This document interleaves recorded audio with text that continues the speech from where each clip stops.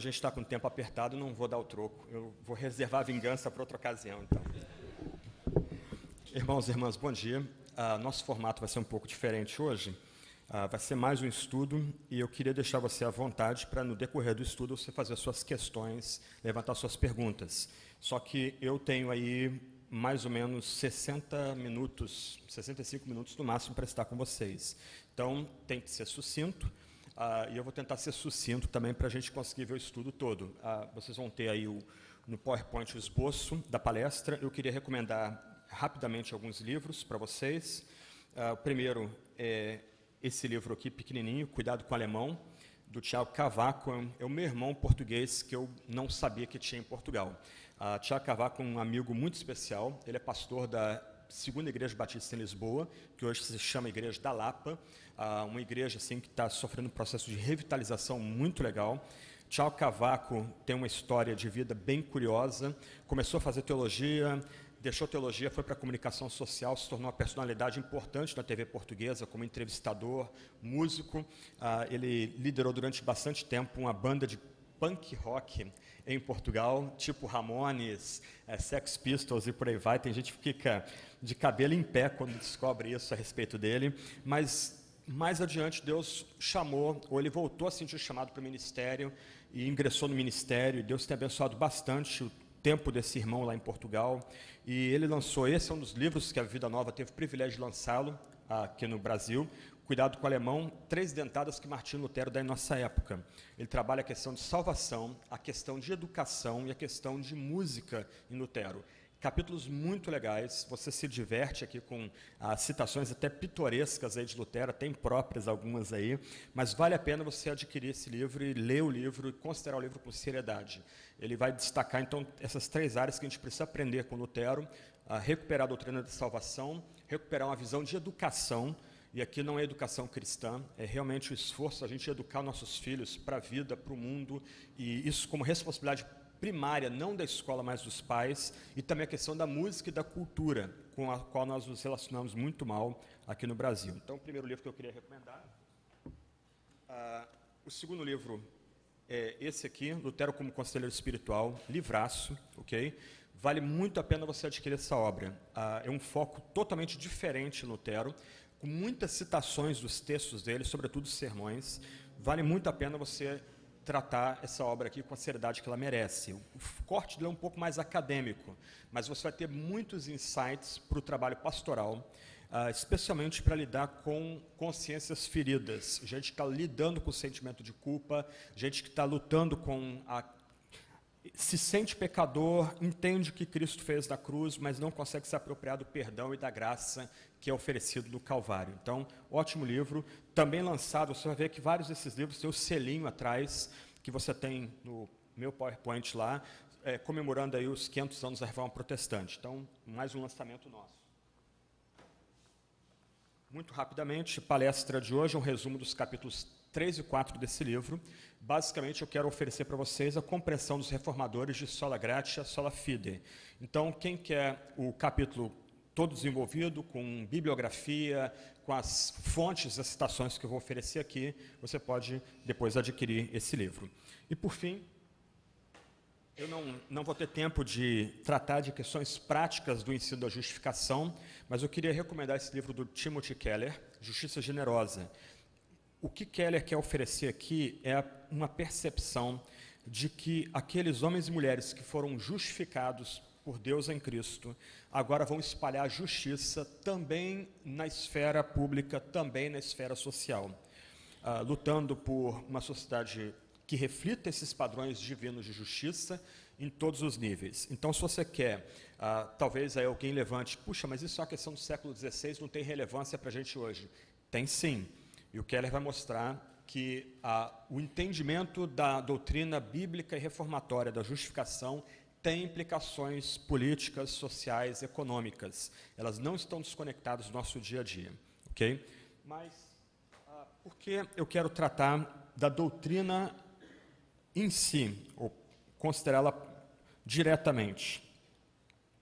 Por uma questão básica. Como os reformadores diziam, esse é o artigo pelo qual a igreja se mantém de pé ou cai. toda a diferença entre a fé protestante, luterana, reformada, episcopal e o catolicismo está ligado diretamente a essa doutrina. Como os reformadores diziam, esse é o artigo pelo qual a igreja se mantém de pé ou cai, é o sumário da doutrina cristã, é o sol que ilumina a Santa Igreja de Deus, é o ponto central da reforma. O Jaroslav Pelikan, no seu estudo imenso aí sobre a tradição cristã, ele vai dizer que esse artigo é o artigo que diferencia a fé evangélica do catolicismo e de outras crenças. Somente a fé evangélica oferece essa doutrina e o conforto que vem dessa doutrina. Mas, como eu tentei mencionar ontem à noite, para mim o escandaloso é que, mesmo tendo sido nascido e criado numa tradição protestante, a tradição batista, eu só fui ouvir uma pregação sobre essa doutrina pela primeira vez com 27 anos de idade. Eu ouvi no seminário, meu professor, que era reformado, ele ensinou essa doutrina para a gente no ambiente acadêmico, os debates anteriores, posteriores à doutrina, mas na igreja local, a primeira vez que eu ouvi foi em 1995, 96, numa série de conferências que o Dr. Shedd proferiu em campus sobre a Epístola de Paulo aos Romanos. Uma vida toda criada na igreja, o drama da salvação era simplesmente resumido em ouvir o apelo ao final do sermão, as pessoas se sentirem tocadas e movidas pelo apelo e aceitarem Jesus, irem à frente, receber oração e ser garantido a elas que agora elas estavam salvas, uma vez salvo para sempre, etc. e tal. Só que o drama da salvação vai muito além dessa forma dramática que era retratada a conversão nas igrejas de linha batista e de linha fundamentalista, por aí vai. Ao revisar esse texto, eu tive que mandar essa mensagem para os meus colegas da igreja que eu estou cooperando atualmente, eu fiquei horrorizado com um ponto. Eu geralmente gosto de citar hinos em palestras e sermões. E eu fui procurar algum hino no Inário para o Culto Cristão, que foi o principal inário, talvez o último grande inário que os batistas produziram no Brasil.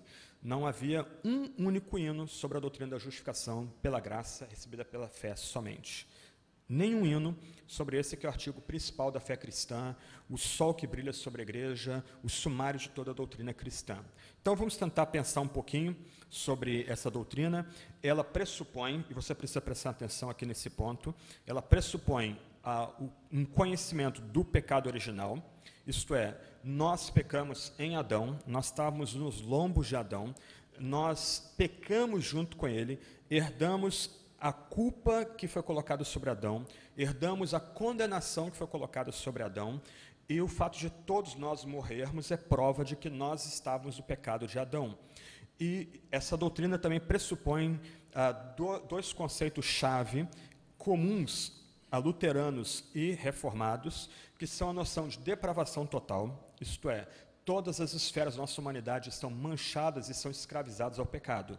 Razão, afetos, a vontade é escravizada pelo pecado, todas as áreas da nossa constituição são maculadas pelo pecado. E um outro conceito, consequentemente, nós, sem Deus e sem Cristo, vivemos num estado de incapacidade total. Nós não conseguimos nos voltar para Deus pelo nosso livre-arbítrio, pela nossa vontade, etc. Essas noções de pecado original, depravação total, incapacidade total, são basilares para a gente apreciar e entender corretamente esse ensino da justificação pela fé. Mas eu só vou poder mencionar isso de passagem, esse é o pano de fundo do ensino reformador da justificação pela fé.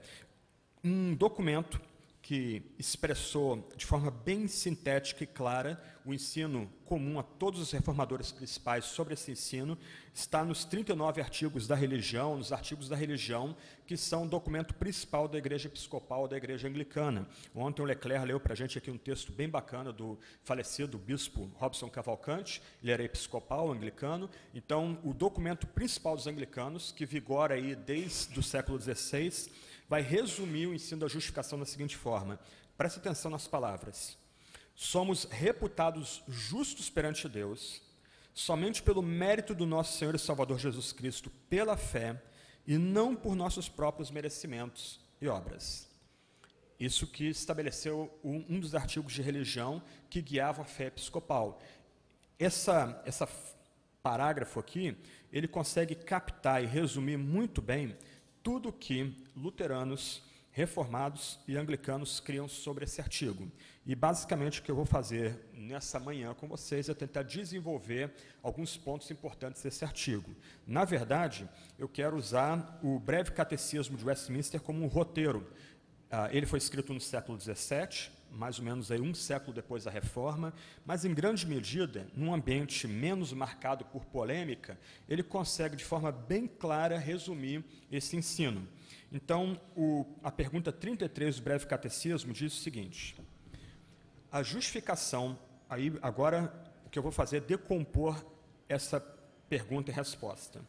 A justificação é um ato da livre graça de Deus, no qual Ele perdoa todos os nossos pecados e nos aceita como justos diante de si, somente por causa da justiça de Cristo a nós imputada e recebida só pela fé. Ok. Nosso protestantismo, marcadamente influenciado pelo pietismo alemão do século XVII, pelo fundamentalismo americano do século XIX, grande parte da nossa ênfase é basicamente interna. É o impacto da fé em nosso coração. Como que a fé move os nossos afetos, como é que a fé transforma a nossa conduta e caráter internamente. O que a reforma, que vai surgir uns 200 anos antes do movimento pietista, 300 anos antes do movimento fundamentalista, vai destacar é que o pecador, diante de Deus, ao receber Cristo pela fé, ele recebe dois tipos de justiça, para lembrar do famoso sermão de Lutero. É essa justiça interna, que nossos pais e muitos de nós ainda têm enfatizado. Quando nós recebemos Cristo, uma mudança ocorre interiormente em nós. Mas os reformadores, os puritanos, também John Wesley, eles enfatizaram que há uma mudança externa. Diante de Deus, nós não somos transformados apenas internamente, mas a nossa relação com Deus é mudada externamente. Nós saímos de um ambiente de injustiça para um ambiente de justiça. Nós antes éramos considerados pecadores, agora nós somos tratados como homens e mulheres com um novo status, um status de justos. E como o catecismo diz aqui, não por causa dos nossos méritos, mas pelo que Cristo fez no Calvário. Nota que essa mudança da nossa relação externa com Deus é muito mais do que o mero perdão de pecados. Ela inclui o perdão de pecados. E presta atenção, inclui perdão de todos os pecados.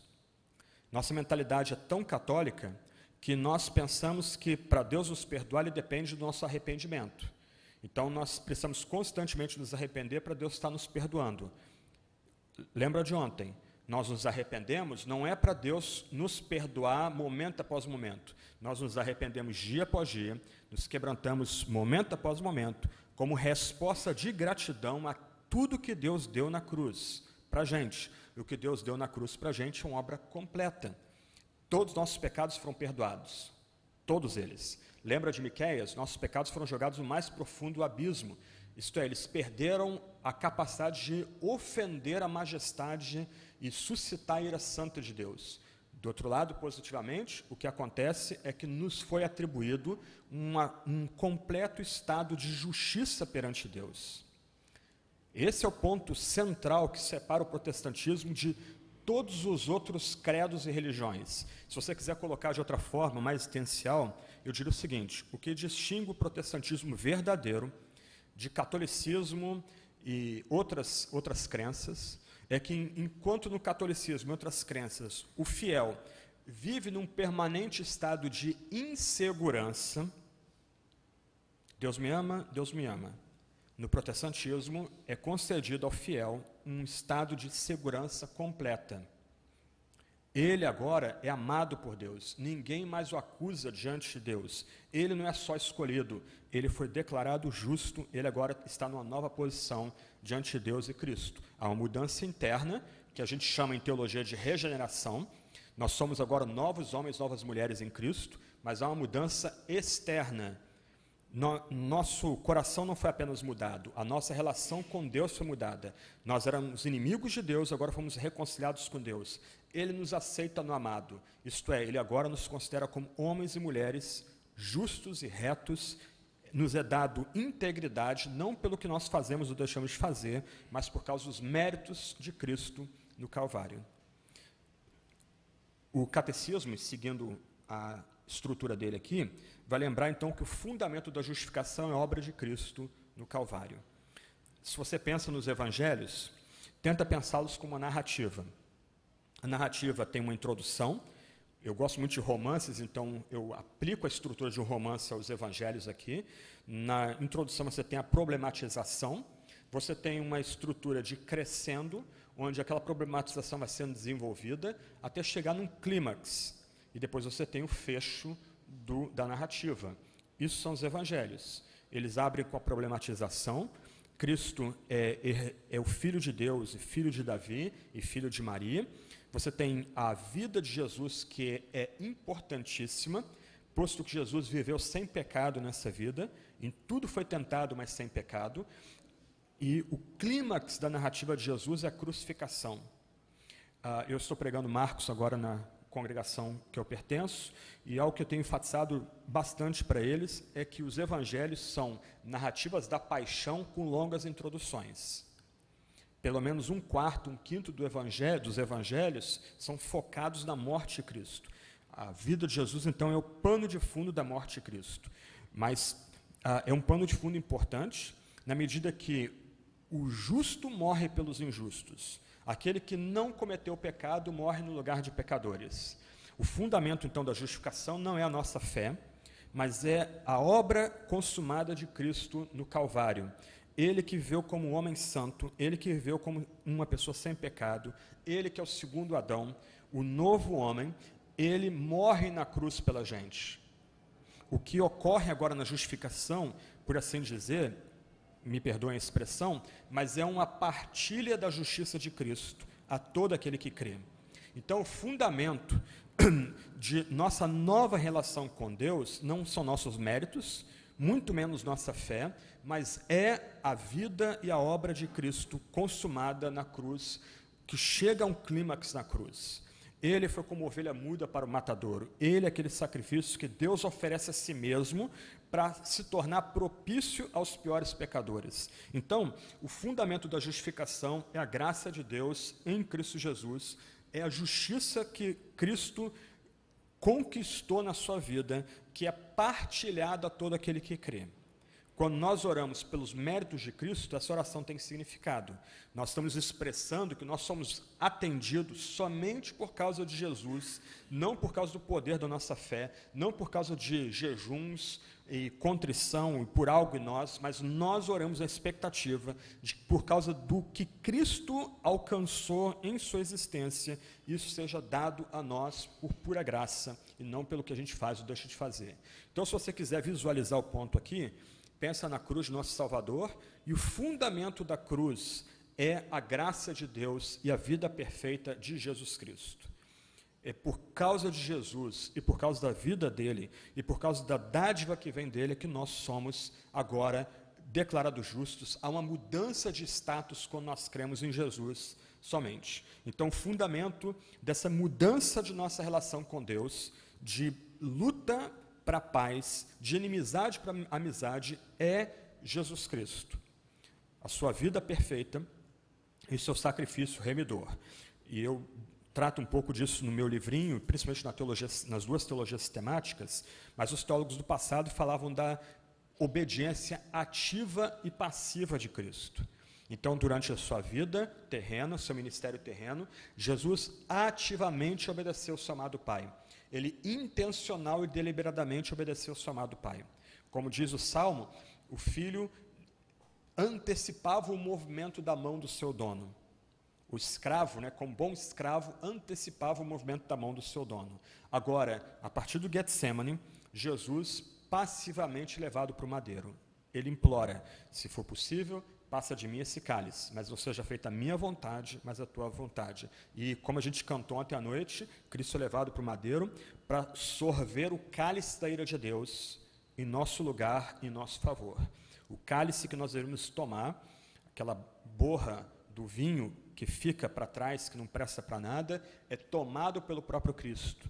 Ele bebe o cálice da amargura. para que nós não o provemos se nós descansamos nele e cremos nele somente. Então, nós somos declarados justos, há uma mudança de status, porque Cristo é o fundamento dessa mudança de status. É por pura graça, por livre graça, que esse status muda. Ok? Esse é um ponto importante para a gente aqui.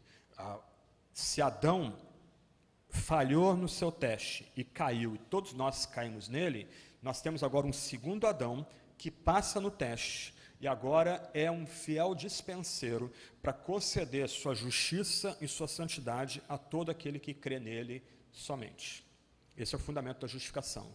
Nós não somos justificados pelas nossas obras, muito menos pela fé, porque a gente vai ver daqui a pouco, a fé não é meritória. A fé é o meio pelo qual a gente recebe justiça, mais nada. Ok, avançando ainda. O que ocorre no drama da justificação, que tem seu fundamento a graça de Deus em Cristo Jesus, é o que Lutero chama, especialmente no livro Lutero como Conselheiro, de uma troca que a gente não entende. As páginas 36 e 38 do livro do Lutero como Conselheiro escandalizam muita gente, porque o Lutero, de forma bem exagerada, como bom pregador, né, nós, às vezes, pregadores tendem a exagerar os seus pontos para encantar as pessoas e atrair as pessoas do seu discurso, ele vai lembrar que há uma troca louca no Calvário. O nosso pecado é colocado sobre Jesus Cristo. Ele é moído, ele é destruído pelo seu amado Pai, por aquele que é seu amado Pai, no Calvário, no lugar em favor de pecadores. Para quê? Para que pecadores, em crendo em Jesus, recebam a perfeição que há em Jesus, a santidade que há em Jesus sobre si mesmos. Há uma dupla imputação aqui. Então, de um lado, Cristo é feito legalmente nosso representante ante Deus. Lembra, Jesus é Deus e homem. Ele é vero Deus e vero homem. Ele é Deus de Deus, luz de luz. Ele é colocado naquele madeiro como nosso representante. Ele, sem pecado, morre no lugar de pecadores. No Jordão, ao ser batizado, Jesus escuta do alto: esse é meu filho amado e quem tem todo o meu prazer. Na transfiguração, no monte da Galileia, os discípulos escutam do alto o Pai dizendo: esse é meu filho amado em quem tenho todo o meu prazer. A unidade eterna entre Pai e Filho. Deus sempre foi Pai e foi Filho. Desde a eternidade, sempre existiu o Pai e o Filho. Deus como eternamente Pai, Deus como eternamente Filho, e ambos partilhando amor desde toda a eternidade, e esse amor é revelado audivelmente no batismo e na transfiguração. No Calvário, o Filho exclama: Eli, Eli, lama sabachthani, Deus meu, por que me desamparaste? Irmãos e irmãs, o que há ali não há ruptura em Deus.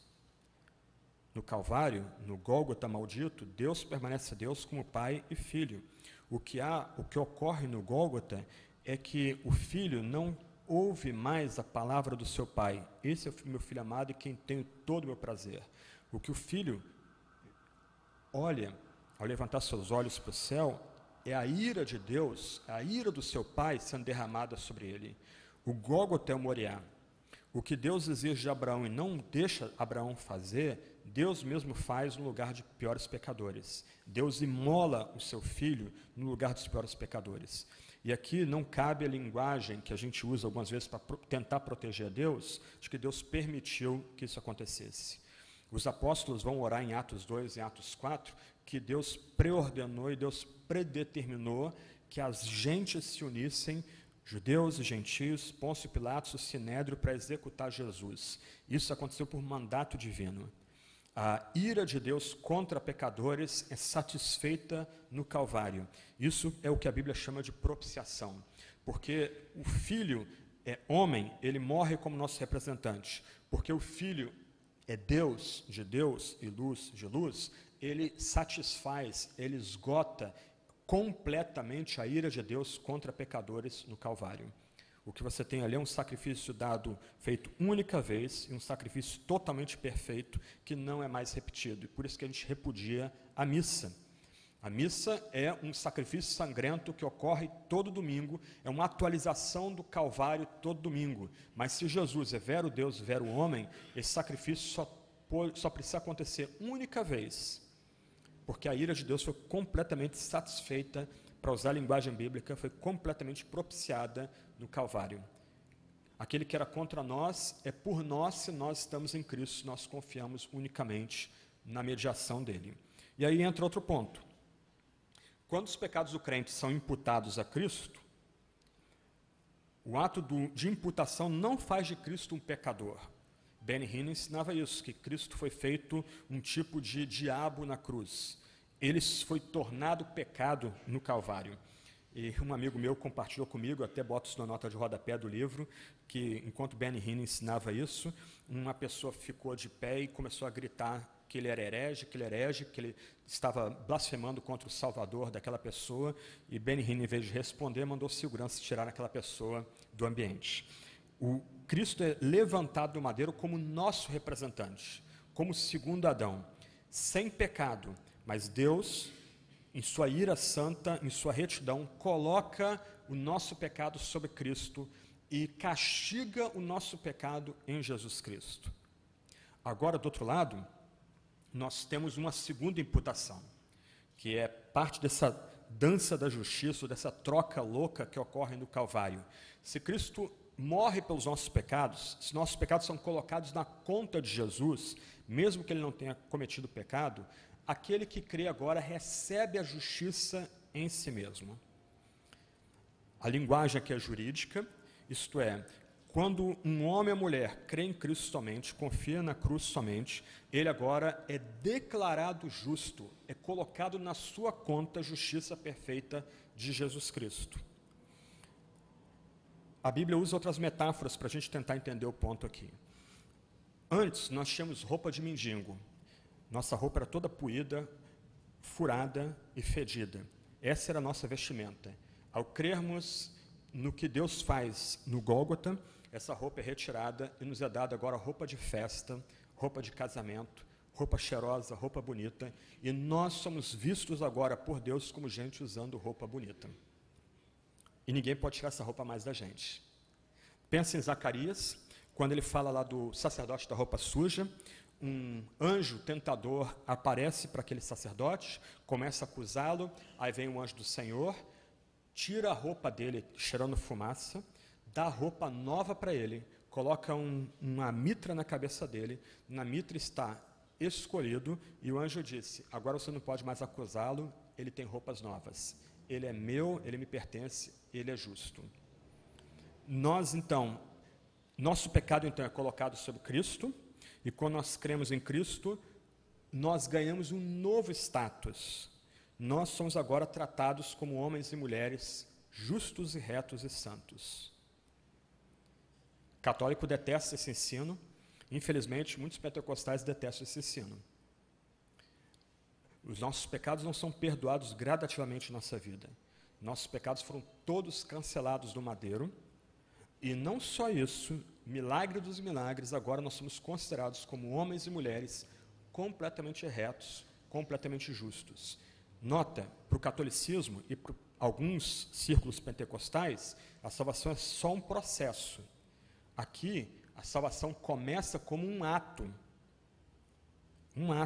é um momento distinto em nossa vida. Nós saímos da injustiça para a justiça, da luta com Deus para a reconciliação com Deus, do mercado de escravos para a redenção. Algo muda dramaticamente nossa vida. Mudou o nosso status da presença de Deus. Deus agora nos vê como homens e mulheres completamente justos. Avança o quadro aí. Vamos ver se uma imagem ajuda. Não, é o desenho. Isso, ok, muito obrigado. Eu esqueci a fonte desse desenho. Há um perfil no Facebook muito legal que um americano faz desenhos para ilustrar as doutrinas básicas da fé cristã. Muitos desenhos legais, eu tirei esse desenho desse perfil de Facebook. Olha o desenho aí. Ele consegue captar direitinho o que é a justificação pela fé. Cristo recebe a ira de Deus em si mesmo, a ira que deveria ser derramada sobre nós. E agora, do outro lado, a ira não mais nos alcança. Esse quadro aqui também não é completo, ele engloba só uma metade da história. A outra metade da história é que Deus agora nos vê em Cristo Jesus, como homens e mulheres já assentados nas regiões celestiais, como homens e mulheres que já são considerados como glorificados por causa de Jesus Cristo.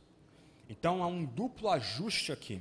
De um lado, a ira que Deus deveria derramar contra a gente é esgotada em Cristo Jesus.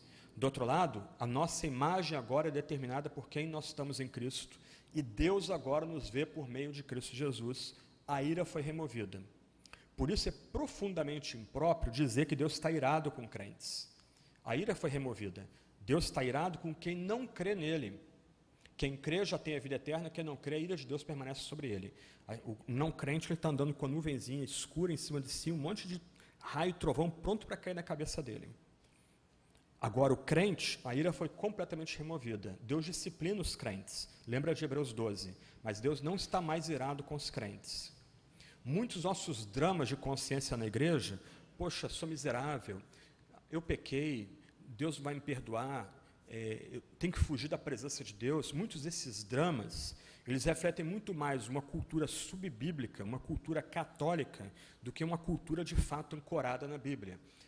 O irmão ou a irmã pecou, eu pequei, corra para Deus, pelo que ele já fez no Calvário, peça perdão, se aplique no Espírito Santo a se converter diariamente, mas aqui não cabe mais esse tipo de drama.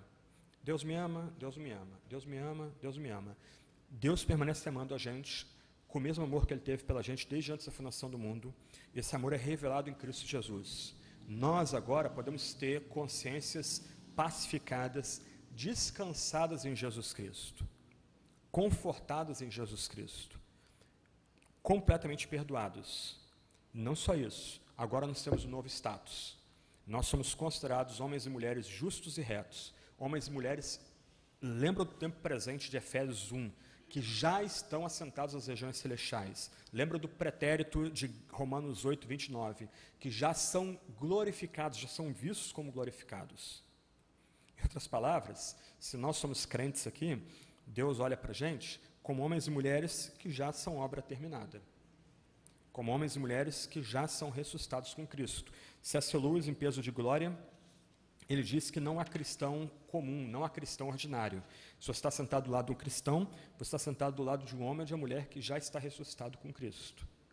É isso, gente, esse é um ponto central da reforma, é isso que vai distinguir o que Lutero, Calvino, Zwinglio, Cranmer e outros descobriram na reforma e catolicismo, e outras formas de protestantismo. A mensagem da reforma é resumida em Romanos 8, 28 a 39. Nós agora temos segurança, não por nós mesmos, não por algo que a gente faça ou deixa de fazer, mas a nossa segurança vem do que Cristo fez na cruz, em nosso lugar e em nosso favor. E o que Ele faz, fundamentalmente, é uma troca com a gente, uma troca graciosa. Ele morre em nosso lugar, e se cremos nele, se confiamos nele, nós recebemos a obediência perfeita dele em nossa conta. Mal e mal ilustrando aqui, é mais ou menos como se você chegasse no banco, você tem uma dívida, e sem você saber como, no banco entra exatamente o valor que cobrisse aquela dívida. Nós tínhamos uma dívida com Deus. Deus é o santo e o eterno. Nós somos seres finitos e passageiros, temporários. A gente não tinha como satisfazer a santidade eterna de Deus, ofendida pelo nosso pecado em Adão, nosso pecado atual. Cristo, o segundo Adão e nosso representante, ele satisfez completamente a santidade eterna de Deus. Agora nos é derramado o eterno amor de Deus, o livre amor de Deus, a misericórdia dele, a sua graça abundante derramada sobre a gente. E a gente deve viver de acordo e à luz dessa graça abundante, celebrando, louvando, etc. O fundamento da justificação é a graça de Deus. O que ocorre na justificação é a troca entre nós e Deus em Cristo. A nossa desobediência e pecado é colocado sobre Cristo. Aquele que crê recebe a santidade e obediência de Cristo. Ele não só quita esse saldo negativo, essa dívida, mas ainda impõe justiça. O que os metodistas do século XVII tinham dificuldade de entender, porque eles compreenderam errado a doutrina da predestinação. Wesley, John Fletcher e outros, eles entendiam que a pessoa que recebesse esse ensino poderia viver de vida descuidada. Então eles começaram a enfraquecer a doutrina da justificação entre os metodistas já no século XVIII. Mas a ideia aqui é que se a justiça é imputada sobre nós, isso também implica uma mudança interna. Você pega um porquinho, dá banho no porquinho, bota perfume no porquinho, dá lacinho para o porquinho volta para o chiqueiro. Por quê? Porque a natureza do porco é gostar do chiqueiro. Pega um poodle, joga ele no chiqueiro, ele não fica um minuto no chiqueiro. A natureza dele exige que ele busque ficar limpo. O que ocorre com a gente é que há uma mudança externa, a justiça nos é dada, isso muda a nossa relação com Deus. Ele agora nos aceita como justos em Cristo, mas ocorre também uma mudança interna, isso que o Keller vai desenvolver no livro dele. Nós agora vamos amar a justiça e vamos querer espalhar a justiça em nossos relacionamentos.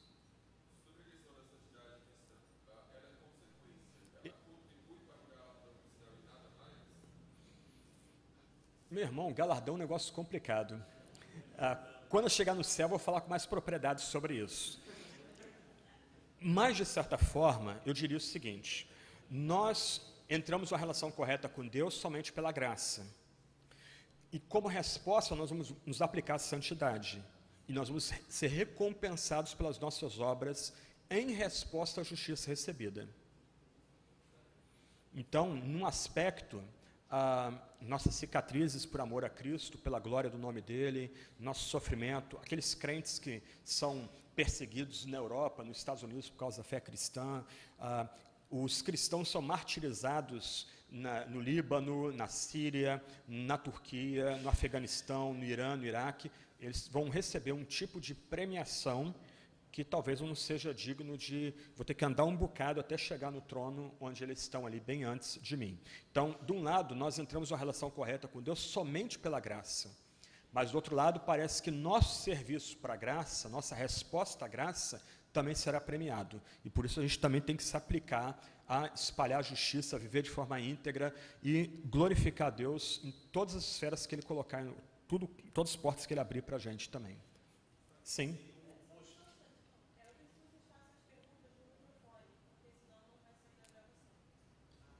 Opa, vocês têm que andar para frente, então. Ficou tímido? Não vai, só está com fio. É porque dar o microfone na mão do pregador é perigoso. Dar o microfone na mão do pregador é perigoso. Bom dia, bom dia. Vai lá. Sou o Ronald, bom dia. Franklin, então a justificação, você falou questão de externa. Então é o oposto do Antigo Testamento. Porque a santificação no Antigo é uma santificação legalista, de fora para dentro. E a justificação do Novo seria de dentro para fora? Cara, isso é um debate complicado pra caramba. Aí vai depender da sua visão de ligação entre o AT e NT, sua visão de escatologia vai determinar isso também. O meu entendimento é que já no Antigo Testamento você tem a justiça dada, imputada. Você vê isso em Abraão. Abraão creu e isso lhe foi imputado por justiça. E é interessante que no Novo Testamento, quando Paulo, em Romanos 4, vai argumentar a respeito desse entendimento de justificação que eu estou colocando para vocês, os textos básicos dele são a vida de Abraão e a vida de Davi no Novo Testamento, Salmo 32. Bem-aventurado todo homem cujo pecado não lhe é imputado. Se o pecado é colocado em nossa conta, a justiça então é debitada em nossa conta. Então me parece, essa é a minha posição, a noção de justificação também é dada no Antigo Testamento. Só que, por causa da estrutura de revelação progressiva, eles não têm o entendimento ainda de que os sacrifícios que são feitos no templo são tipo do sacrifício de Cristo futuro, que não só tem valor para o que vem à frente, mas tem valor para o que vai atrás. Ele, por assim dizer, cobre tudo o que foi feito também antes da vinda dele. Ele tem valor prospectivo e como é que é? Retroativo e para frente também.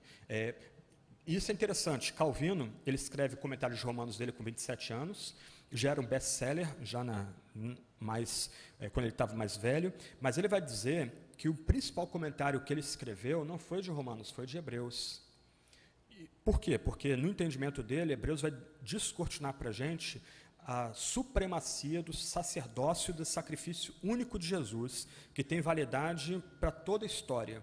Apocalipse 13:8, né? Digno é o Cordeiro que foi morto desde antes da fundação do mundo. Pedro também já falava isso. Sim. Então, Abraão, Davi, Moisés, todos os santos do Antigo Testamento foram cobertos pelos sacrifícios de Cristo, como quem vê um vislumbre no futuro, mas sem saber muito como é que isso vai ser mais adiante. Mas pela fé, eles foram cobertos pelo sacrifício de Jesus. E Abraão, o texto prova, Abraão creu e isso lhe foi imputado por justiça.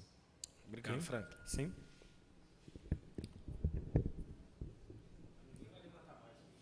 Não? Peraí. Deixa eu avançar mais um pouquinho, daqui a pouco, mais um ponto. Era só para falar sobre o que ele falou para mim. Então vai lá, rapidinho então. Só para avançar aqui por causa do horário aqui. A gente tem mais 3 slides aí. Essa questão da santificação ser algo exterior no Antigo Testamento. Sim. Na verdade, Okay. pela revelação progressiva, aquilo ali era um símbolo, era para ensinar. Sim. Então, tanto que a ideia de consagração, ela é mais presente Sim. no Antigo Testamento, Sim. nas ideias do templo. E aquilo estava, na verdade, já apontando para a santificação, Sim. que seria de dentro para fora. Sim. Então, o Weber Campos Jr. fala disso na escola Charles Spurgeon, Sim. que a ideia do Antigo Testamento é a ideia de consagração. Né? Então, você tinha os objetos que você consagrava, Sim. era uma santificação de fora para dentro, Ok. que já apontava. Sim, mas aí também o debate entra, entra também a relação do Espírito Santo, se há alguma mudança da obra do Espírito do AT para o NT. Aí é um debate bem amplo. Eu entendo que o Espírito Santo estava presente no AT como está presente no Novo Testamento. Então, nesse caso, aqueles do Antigo Testamento também são santificados.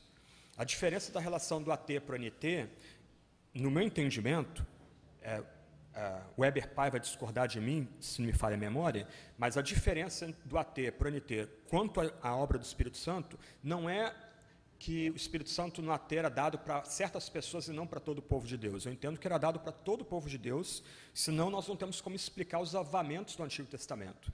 E no meu livro de avamento eu vou fazer uma listagem bem grande de vários avamentos ocorridos no Antigo Testamento. Não tem como interpretar aquilo como avamento se não for pela obra prévia do Espírito. A diferença é o seguinte: no Antigo Testamento, vou usar uma expressão aqui que não é muito própria, mas vai lá, uma pessoa para ser salva, ela tem que entrar no território de Israel. No Novo Testamento, a pessoa é salva onde ela está. Em Jerusalém, Samaria, Cesareia e até na Grécia. Lembra? São as etapas que o Espírito é derramado ali. No Antigo Testamento, a pessoa, para ser salva, ela tem que ir para Jerusalém. Agora, no Novo Testamento, o Espírito Santo é derramado em Jerusalém e alcança toda a terra. No Antigo Testamento, a pessoa, para ser salva, tem que entrar no templo. Agora, no Novo Testamento, nós somos o templo. As pessoas têm que se reunir com a gente onde nós estamos para serem salvas. O templo de Deus se espalha, alcança toda a face da terra. Aqui, América do Norte, Europa, África, Ásia, nós somos o templo, a habitação de Deus e do Espírito Santo. No Antigo Testamento é necessária a mediação do sacerdote. Então, quem quisesse ser salvo, como Raabe, como Ruth, ela tem que ser coberta pela mediação sacerdotal. Agora, Cristo é o sumo sacerdote, o único sumo sacerdote, nós somos sacerdotes com Ele. Nós intercedemos uns pelos outros, junto intercedemos pelo mundo. No Antigo Testamento, para a pessoa ser salva, ela precisava ser coberta por um sacrifício, que é sombra do sacrifício que viria. Ele tem que ser repetido. O Yom Kippur, o dia do perdão, da expiação, ocorre todo ano, como um tipo do sacrifício que virá. Mas no Novo Testamento, nós temos um sacerdote, ou um sumo sacerdote, e um sacrifício que tem valor permanente. Esse sacrifício não é mais repetido. Ele ocorreu lá no Gólgota, no Calvário, e ele tem valor para quem veio antes, para quem veio depois. Por exemplo, vocês podem ver Hebreus 11 e 12. Hebreus 11, uma galeria de heróis da fé, e tem de tudo ali. Você tem Jefté, que matou a própria filha, sacrificou loucamente a própria filha por causa de um juramento tolo, mas ele é contado como herói da fé. Você tem Sansão, que comete suicídio heróico, ele é contado como herói da fé. E por aí vai. Aí, como é que o autor de Hebreus faz a transição para a parte prática no sermão dele? Hebreus 12, 1 e 2. Cristo foi autor e consumador da fé de quem? De todos aqueles homens. Cristo aqui infundiu, aí tem a ver com o meu próximo ponto, Cristo que colocou a fé em si próprio, no coração daquelas pessoas, Abraão, Raabe, Jefté, Sansão, Moisés, e Cristo é que sustentou a fé daquelas pessoas em todo o tempo. Ok? Terceiro ponto, caminhando para o final aí. Essa justificação, ou melhor, perdão, a pessoa que crê agora, então, é totalmente justificada nessa vida. Presta atenção no ponto aqui. Alguns pregadores, eu mesmo já fiz isso muito tempo atrás, vão ensinar que no dia vindouro vai ter um telão, vai passar todos os nossos pecados ali, blá, blá. Isso é tudo bobagem. Ok? Não há base bíblica nenhuma para esse tipo de noção que, infelizmente, a gente ouve, e eu mesmo já ensinei isso aí. Oi? Exatamente.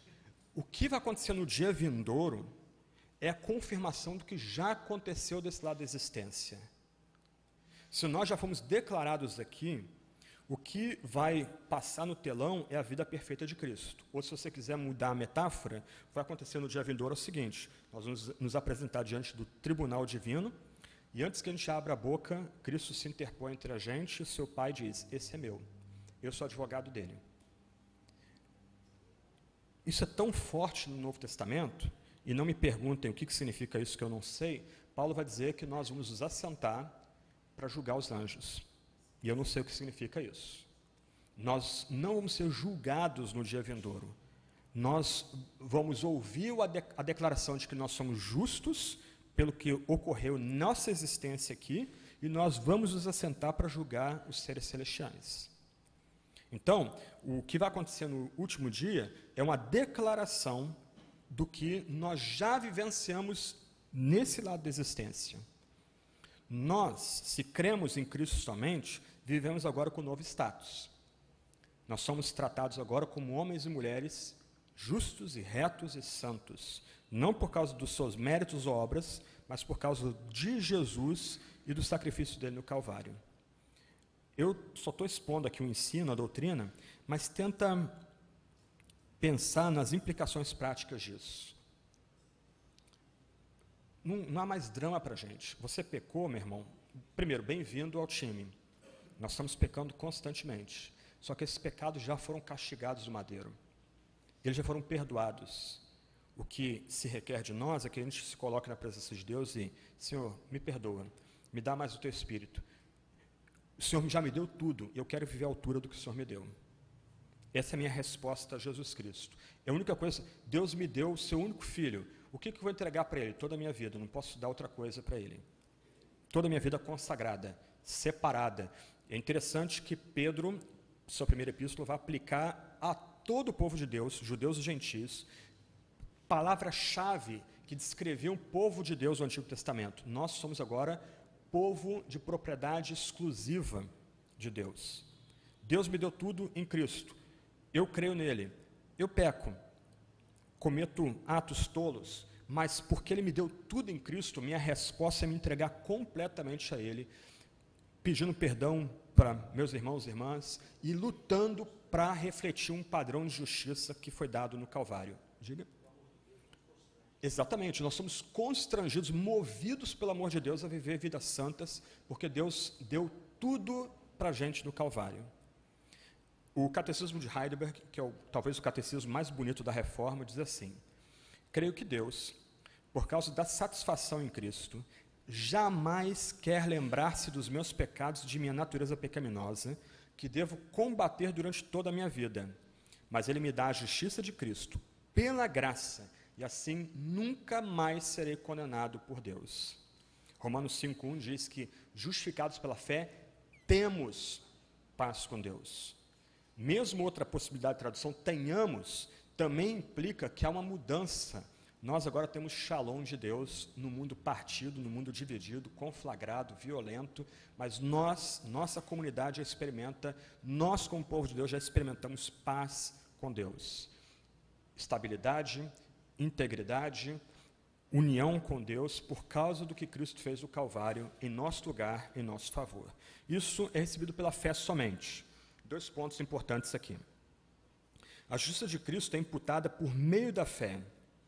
Isto é, a fé não é o fundamento da salvação, que é Cristo e sua obra, mas é o meio de receber a justificação. O ponto é o seguinte, a gente quer chegar num lugar, nós vamos jogar nosso gadget aqui no nosso celular, o Waze, alguma coisa assim, ele vai nos dar o caminho para chegar naquele lugar. O único caminho pelo qual a gente recebe a justiça de Cristo é pela fé. O breve catecismo de Westminster vai dizer que a fé em Jesus Cristo é uma graça salvadora, pelo qual recebemos e confiamos só nele para a salvação, como ele nos é oferecido no Evangelho. A citação é muito rica aqui, mas eu destacaria alguns pontos aí. Primeiro, nós somos chamados a crer em Cristo como retratado no Evangelho. Não é o Cristo dado na televisão, não é o Cristo revolucionário, não é o Cristo curandeiro, não é o Cristo professor ou guru, mas é Cristo como dado nos Evangelhos. Então a gente tem que, como Calvino diz, pregar Cristo de tal forma que é como se a gente estivesse pintando ele para a congregação. A gente tem que impressionar as pessoas com a imagem de Jesus que vem dos Evangelhos, porque é crendo nele que pessoas entram nessa nova relação com Deus. Só que as pessoas entram nessa nova relação com Deus ao colocar fé em Jesus, como dá dos Evangelhos. Colocar fé em Jesus. A fé, então, ela é edificada em Cristo somente. Ela é colocada somente em Cristo. Ele que é a base da nossa justificação. Então, quando nós pregamos, nós temos que ter todo o cuidado aqui de chamar pessoas a confiar em Jesus, não na igreja, não em nossa estrutura. Isso não implica uma mudança de comportamento, de roupa, etc. e tal, de beber e comer certas coisas ou não, ir em certos lugares ou não. Toda essa troca consiste em levar pessoas a descansar e confiar somente em Jesus, como dado nos Evangelhos. E aqui a gente tem que tomar cuidado com alguns calvinistas mais entusiasmados. O Evangelho é Cristo.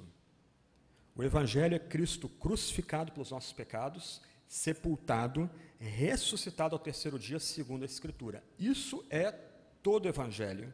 O Evangelho não pode ser confundido com as exigências que Deus faz para nós recebermos o Evangelho, com os meios para receber o Evangelho, com as bênçãos que advêm do Evangelho. O Evangelho não pode ser confundido com as penas que aqueles que não aceitam o Evangelho receberão.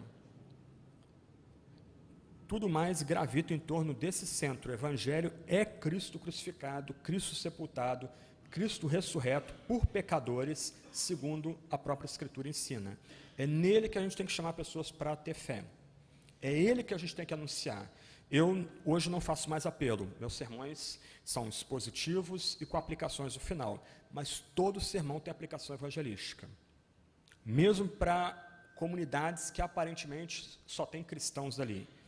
Eu constantemente estou chamando pessoas a colocar fé em Jesus, como revelado na Sagrada Escritura, como revelado nos 4 Evangelhos. O Cristo crucificado, Cristo sepultado, Cristo ressurreto, por causa dos nossos pecados, como o Antigo Testamento ensinou que assim seria. Então, a fé tem que ser conectada com esse Jesus. Não basta, então, ter uma experiência com Cristo. É necessário ouvir essa mensagem e entender que essa mensagem é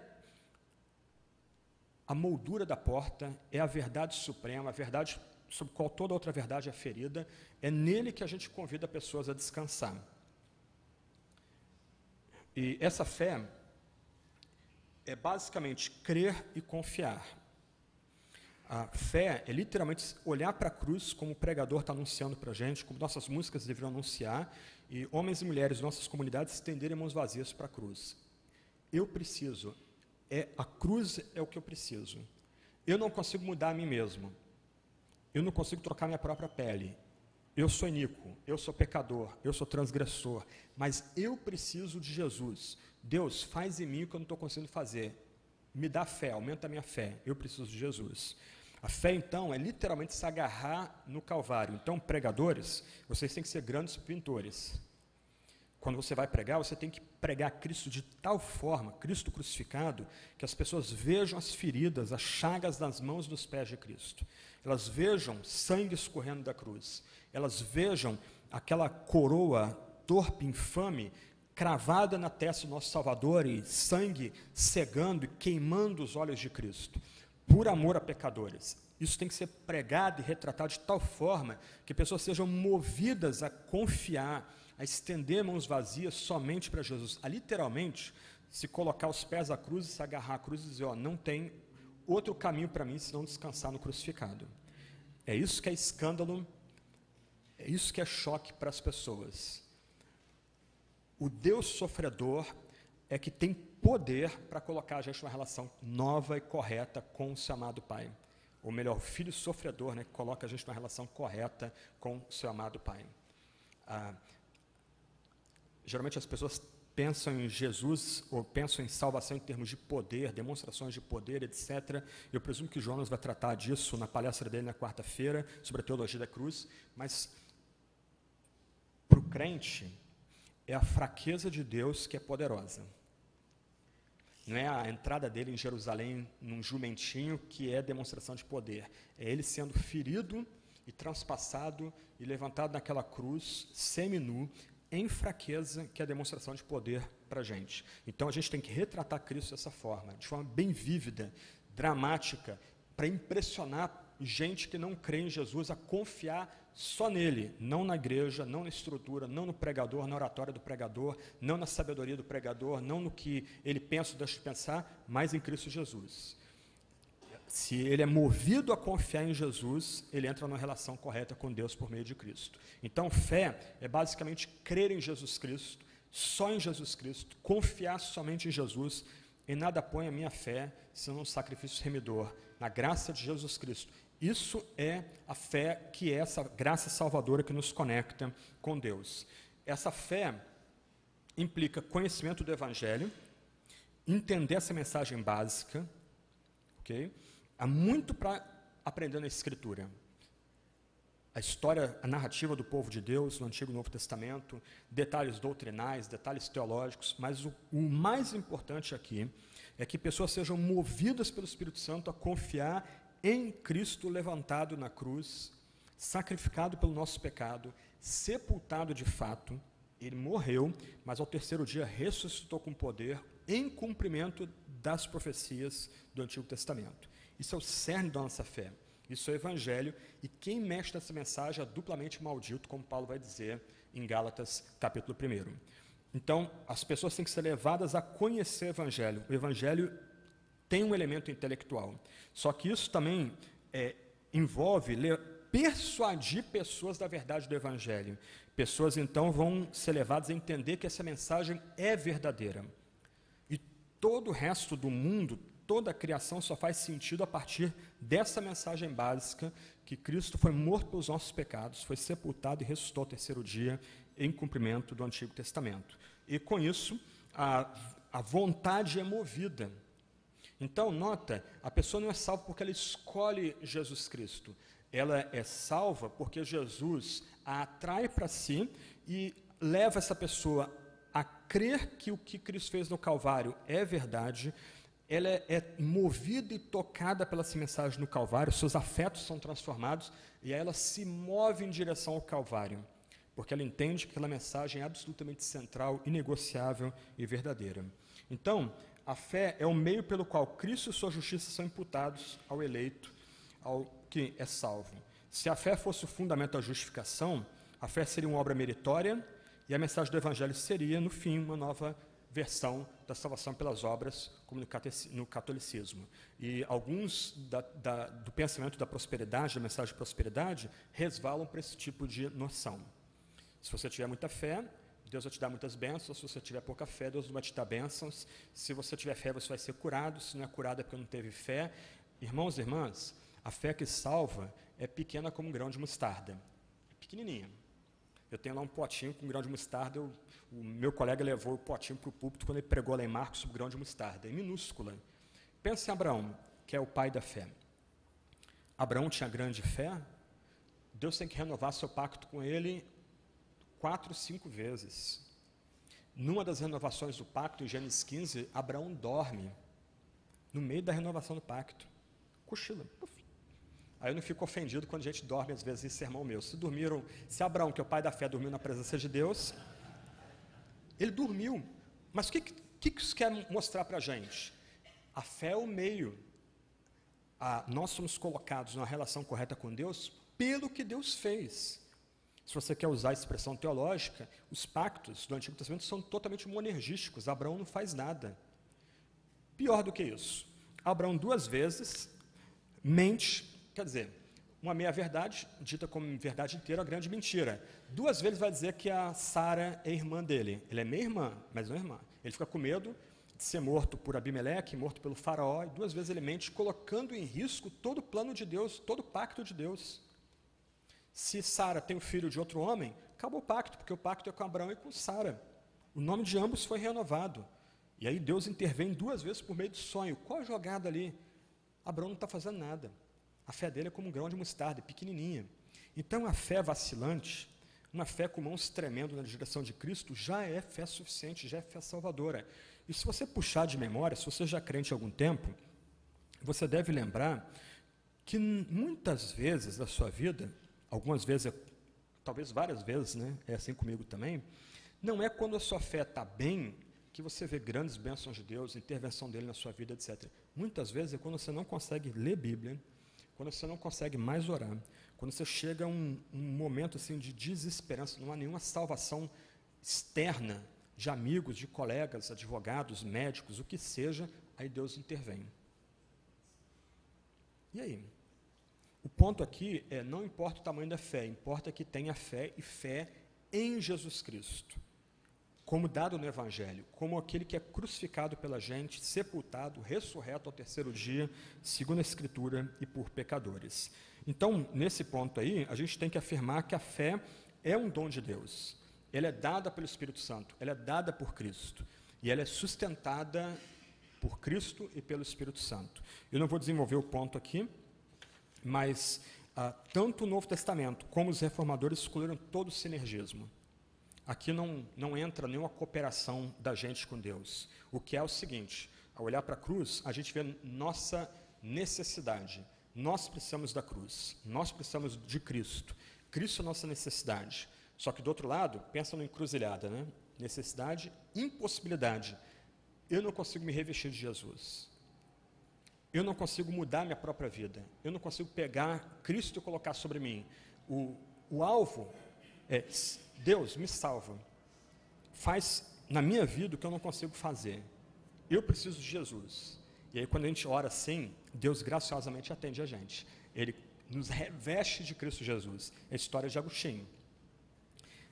Agostinho de Hipona, depois de muita luta intelectual com o cristianismo, ouvindo os sermões de Ambrósio, ele começa a estudar o livro de Romanos, começa lendo Romanos, e ele se desespera, porque o que ele vê em Romanos é que ele é miserável pecador, Romanos 1, 2 e 3, 5, 12 a 21, do outro lado ele vê a imensa maravilha que há em Deus o Pai, Deus o Filho, Deus o Espírito, justificação, reconciliação, vida no Espírito Santo, o Espírito Santo habitando agora entre seu povo, habitando com seu Filho, e ele entra em crise. Aí ele pega Romanos, o livro de Romanos, né, e joga longe, o livro bate lá no pé da árvore, ele começa a chorar, e ele começa a ouvir uma criança cantarolando, toleleide, pega e leia, pega e leia. Aí ele se levanta, pega Romanos, ele faz o que a gente não recomenda fazer, ele abre aleatoriamente o livro, ele abre o livro em Romanos 13, e ele diz que não precisa ler mais nada além da expressão, revesti-vos o Senhor Jesus Cristo. Simplesmente ler isso mudou a vida daquele homem. Ele sabia que ele precisava de Jesus. Ele sabia que não conseguia trazer Jesus para a vida dele. Ele implora para que Jesus venha em meio a lágrimas. E Jesus vem a ele em meio a lágrimas e transforma a vida dele, torna ele o maior filósofo do cristianismo, talvez o maior filósofo que o Ocidente já teve. Para terminar aqui, nós continuamos lutando com o nosso pecado, mesmo justificados. E aí nós agora vivemos num paradoxo, numa tensão. Lutero vai usar a expressão latina simul semper. Nós somos agora simultaneamente sempre justos e pecadores.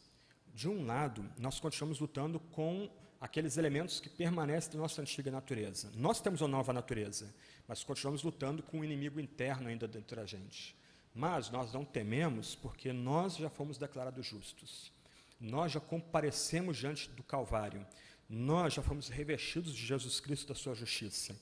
Então, mesmo cometendo pecados, nós descansamos não em nós mesmos, mas na justiça perfeita e recebida de Cristo. Quem tentará acusação contra os escolhidos de Deus? É ele que eu... Exatamente. Você vê, basicamente, o resumo de toda a palestra nessa parte final de Romanos capítulo 8. Lutero vai dizer o seguinte: somos verdadeiramente totalmente pecadores, com respeito a nós mesmos e ao nosso primeiro nascimento. Inversamente, já que Cristo nos foi dado, somos justos e justos totalmente. Então, de diferentes aspectos, somos considerados justos e pecadores ao mesmo tempo. Nós continuamos lutando contra o pecado, nós nos aplicamos a nos arrepender e nos converter diariamente como resposta amorosa àquilo que Deus deu para a gente em Cristo, mas nós não tememos mais o tribunal divino, não temos mais medo da ira divina, porque tudo isso foi removido em Jesus Cristo. Não há mais condenação para quem está em Jesus Cristo. Nos foi dada o veredito.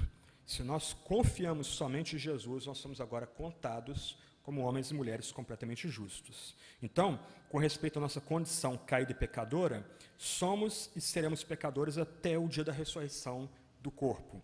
Contudo, os que creem já estiveram perante o tribunal de Deus e foram absolvidos por conta de Jesus Cristo. Consequentemente, a nossa vida agora é marcada pela paz. Nós agora temos paz com Deus. O crente, ao repousar a cabeça no travesseiro, ele vai talvez recapitular suas muitas lutas do dia, decisões difíceis que ele tem que tomar, questões imponderáveis que não estão na capacidade dele resolver, mas ele sabe que se aquela for a última vez que ele fechar os olhos, ele vai ser recebido com fanfarra, com sons de flautas e harpas, com milhares de anjos cantando na eternidade. E o corpo dele será ressurreto no último dia, e ele vai sentar com Deus, o Pai, Filho e Espírito, para julgar os anjos e julgar toda a criação. Ele já é marcado sobre ele uma nova relação com Deus desse lado da existência.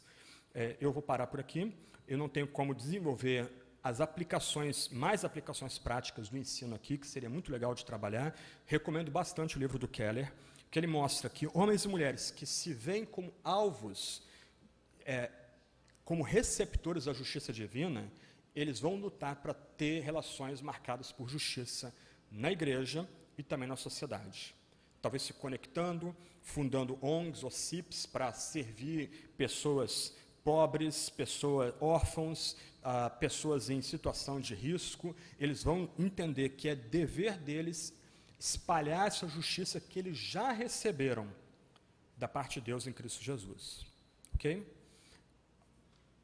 11 horas, eu preciso correr.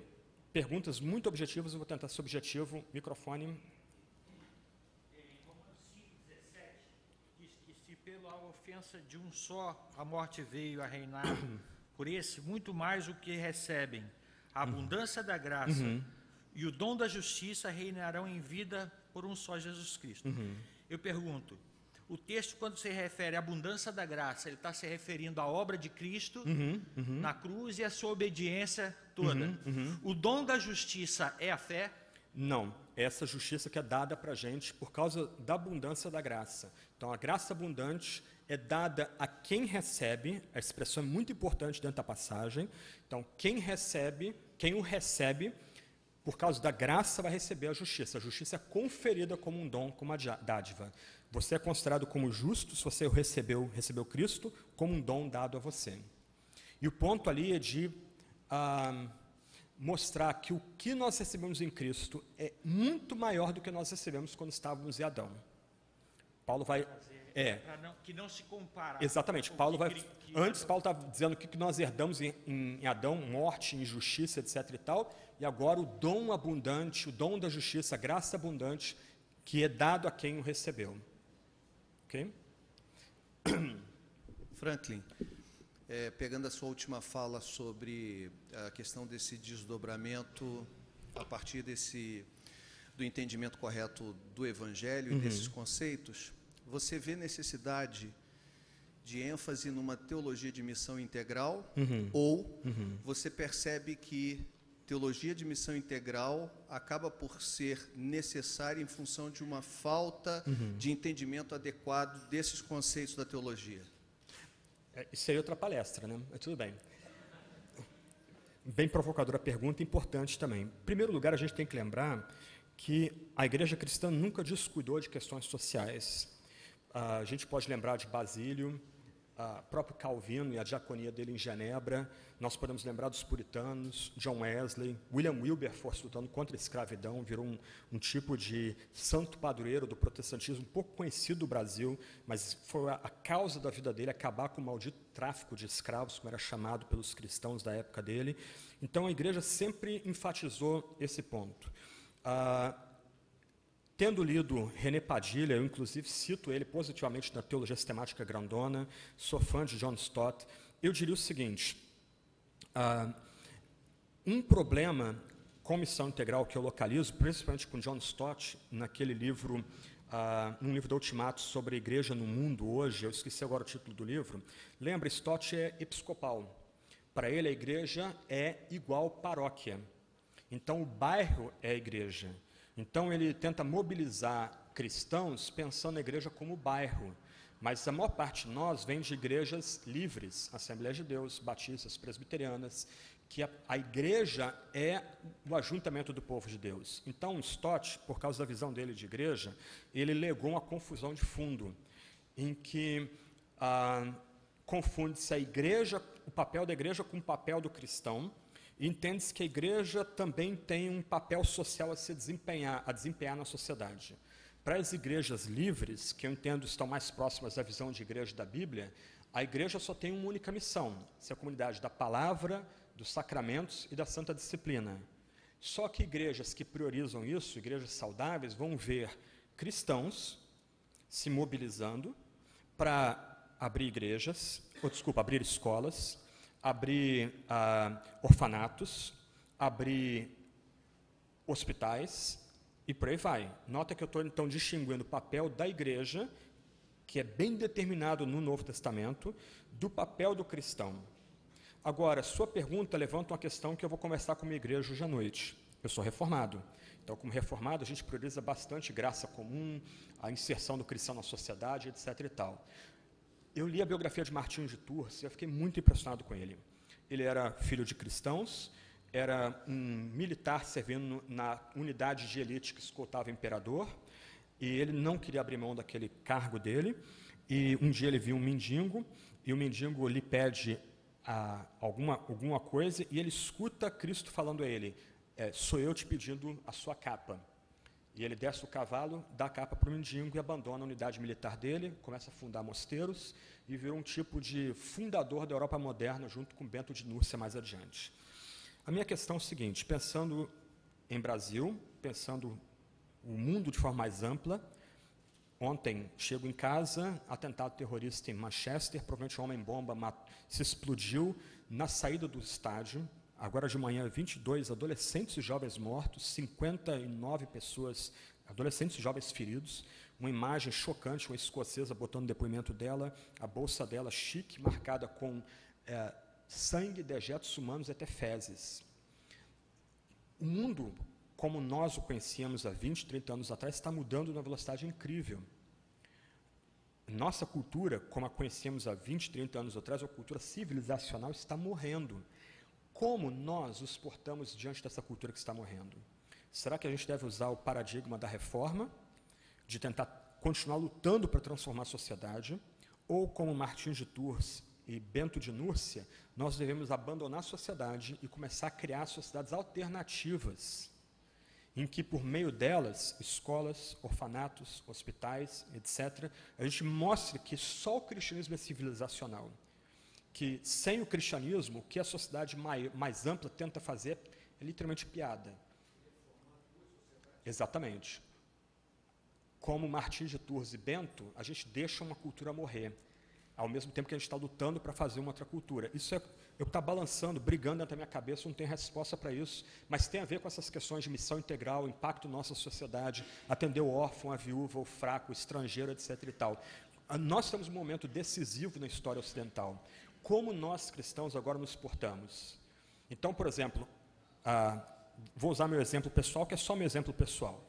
Hoje eu dirijo uma faculdade, um seminário teológico conectado, uma filial de um seminário teológico alemão. E por causa dessas questões, nós estamos partindo agora, se Deus der graça para a gente, 2018, 2019, 2020, nós começarmos escola. Está crescendo o movimento de homeschooling no Brasil. Então, nós queremos também, por meio da escola, equipar pais inclusive professores, para servir aqueles pais que queiram educar os seus filhos em casa. Quem sabe, para o futuro, a gente pensa no orfanato. Eu tinha um colega que ele, sem nenhum alarde, ele, como cristão, não como igreja, mas como cristão, ele bancava um orfanato no Nordeste, mais de 400 crianças, missionários, tudo pago por ele. E ele não fazia alarde nenhum, não pedia oferta, ele fazia.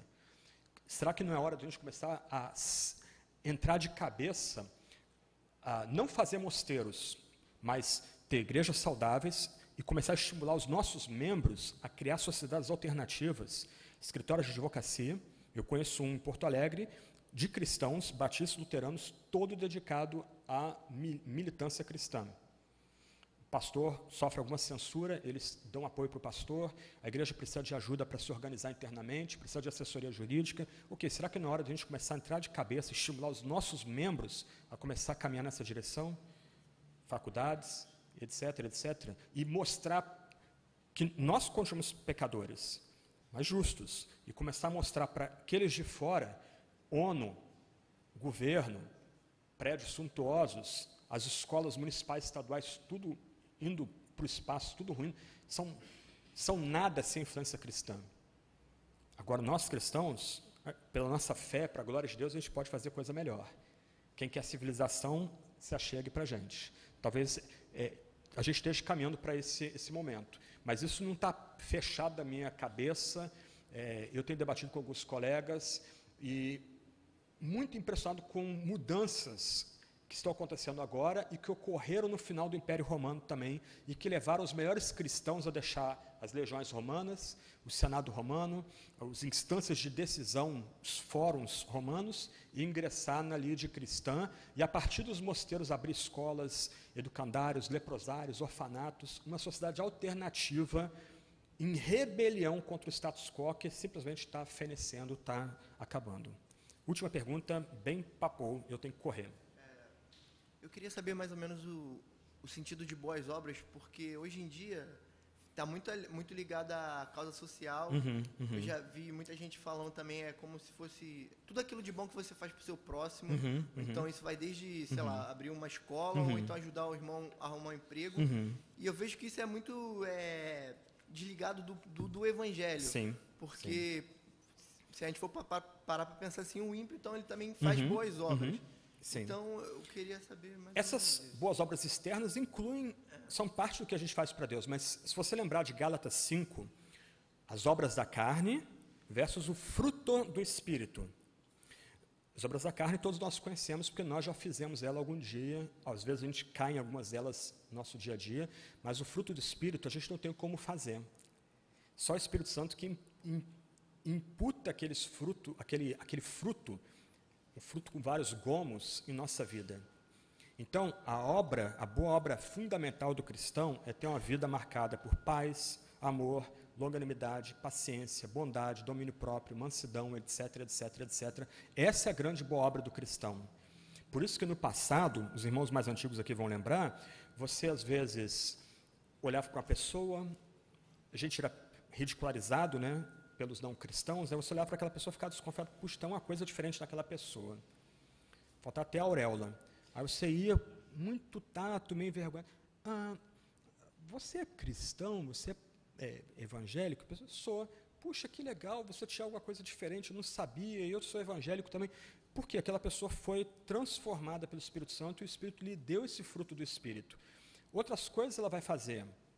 Alimentar o órfão, a viúva, ajudar o estrangeiro, o que passa necessidade, criar essas instâncias alternativas que espera-se que a gente faça, mas alguma coisa interna mudou nela e isso é visível, identificável. Então, ali, quando o Tiago escreve sobre isso, é muito mais ligada à obediência, quando ele fala de Abraão, é muito mais ligada a isso, essa questão da... Abraão creu e obedeceu. logo obedeceu. A prova de que ele creu verdadeiro é que ele abandonou Iraque e foi para aquela terra, é sério, ele era de Ur dos Caldeus, era iraquiano, e deixou tudo para ir para uma terra que não tinha nem nome, cheio de gente esquisita lá, mas é prometido para ele que 400 anos depois, uma multidão que não pode contar vai voltar para ali e tomar aquele lugar. Entendi. Obrigado. Tá? Valeu. Sai correndo aí. Muito bem, irmãos. Eu sei que o Franklin acabou de desmontar o sonho de tantos irmãos, né, que achavam que eram descendentes de americanos, alemães, e agora você descobriu que é descendente de iraquiano, meu irmão. Agora, nosso pai da fé é iraquiano, você dorme com esse barulho agora. Tá bom? Você crente que era descendente de americano, né, europeu. Tal. Irmãos, esse debate do Franklin é um debate muito amplo, né? Você pode ter contato com ele pelo Martin Bucer. Você quer falar um pouquinho do seminário, dos cursos que você faz? Nosso seminário é um seminário livre, a gente não tenta ter o reconhecimento MEC, apesar do que, enquanto o MEC permitir validação, alunos formados podem buscar validação aí na Universidade Mackenzie, por exemplo, mas nós oferecemos hoje 2 cursos básicos, um EAD todo virtual, okay? São 11 matérias dadas virtualmente, cada matéria aí com 8 a 10 horas de vídeo gravado, então eu sou professor de 2 matérias, Wilson Porte, que falou no passado, ele fala esse ano? Não, né? Ele dá 2 matérias também, Jonas Madureira dá matéria lá de apologética, então você tem toda a parte de vídeo, você recebe no seu computador, você tem um tutor em que você tira dúvidas com ele, um tutor permanente, uma pessoa que a gente contratou para trabalhar só com essa parte. Nós oferecemos um curso livre que é o equivalente ao bacharel de teologia para quem tenta o ministério pastoral. Então, esse curso é dado em 3 anos e meio, ele é um curso semipresencial, você precisa se locomover 2 vezes por ano para São José dos Campos, nós ficamos literalmente num mosteiro lá, retirados, literalmente nós temos aula manhã, tarde e noite, temos também 3 momentos de oração, algumas pessoas dizem que oram mais lá do que em casa, a gente chega a orar 40, 50 minutos durante o dia lá no seminário, e os alunos têm contato direto com os professores, café da manhã, almoço, janta. O nosso intento lá não é dar só conteúdo, mas é criar um ambiente de devoção e de amizade. À noite tem espaço para piscina, para brincar, tem lugar para bater bola, jogar. Então, 2 vezes por ano os alunos se encontram lá e, no mais, às vezes, a gente tem polos. A gente tem aberto alguns polos aqui no Rio, na Tijuca, e em Mesquita, estamos em negociação para ver se a gente abre um polo aqui em São Gonçalo, talvez, aqui na região também. Então, aí, uma vez por mês, os alunos se reúnem nesse polo com um professor, aí vão ter 6 horas de aula ali. Ano que vem, nós estamos aí em vistas de fechar uma parceria com a faculdade holandesa. Então, ano que vem, nós provavelmente vamos oferecer o mestrado reformatado. Então, a gente não abriu mais turma esse ano, a gente está vendo aí o que a gente vai fazer quanto a mestrado. Então, a ideia é oferecer um mestrado também a partir do ano que vem, ok? Então, basicamente, isso aí é o nosso seminário. Aqueles que se formam no seminário, eles têm a possibilidade de requerer o diploma emitido na África do Sul, que vale na Comunidade Europeia, ou nos Estados Unidos. Aí isso aí já não é mais nossa responsabilidade. O que a gente faz é enviar o histórico escolar do aluno, o aluno entra em negociação com as 2 faculdades, faz os pagamentos devidos ao seminário Whitfield, episcopal, na Flórida, e o South African Theological Seminary, na África do Sul, e ele paga lá as taxas, e o diploma é emitido lá, e o diploma vale, então, nos Estados Unidos, ou para a África do Sul, ou para a Comunidade Europeia também. Então, em linhas gerais, esse é o seminário aí, peço que orem pela gente também, Deus dá graça aí para a gente, ok? martinbutzer.com, o nosso site. Então, tem confissão de fé, corpo docente. O Luiz Saião está entrando agora como nosso professor também para a área de Antigo Testamento. Ele começou esse ano aí com Gênesis, e ele vai ficar com Pentateuco, e livros proféticos aí cobrindo essas matérias com a gente. Jonas Madureira é professor lá, Wilson Porte, a gente tem um time bem legal lá servindo a gente, como... Jesus também. Claro, em pessoa, né? Ele está lá abençoando a gente lá, se não é ele, a gente está lascado, né? Tá bom, irmãos. Se você quiser mais